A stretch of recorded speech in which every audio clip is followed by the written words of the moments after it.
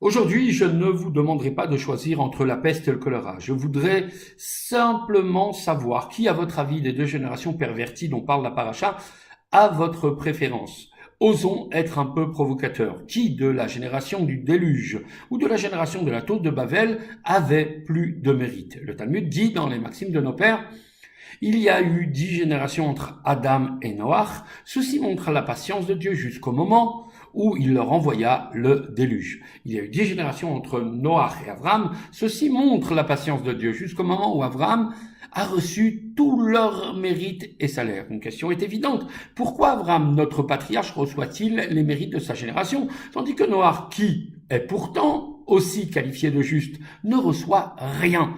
Le rabbi fait remarquer que ces deux générations étaient différentes, bien que les deux se soient éloignées du droit chemin. Le déluge arrive dans une génération où régnait la violence et la division.